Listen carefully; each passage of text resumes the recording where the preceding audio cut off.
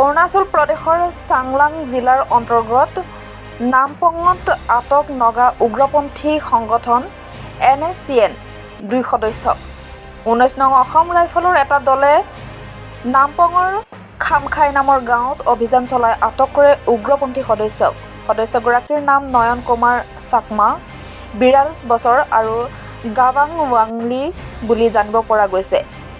আটকাধীন সদস্য কেইগৰাকীৰ পৰা উদ্ধাৰ এটা চীনা নিৰ্মিত AK চিৰিজৰ ৰাইফল, এটা পিষ্টল, দুটা মেগাজিন 490 যায় সজীৱ গুলি, দুটা মোবাইল ফোন, এটা ৱাকি, কিছু পৰিমাণে বিস্ফোৰণ সামগ্ৰী। বৰ্তমান সেনাই সদস্য কেইগৰাকীক নামপং থানা অৰুণাচল আৰক্ষীৰ হাতত গতাই দিয়ে। আৰক্ষীয়ে অধিক তথ্য লাভৰ বাবে উগ্ৰপন্থী সদস্য কেইগৰাকীক জেৰা অব্যাহত ৰাখিছে।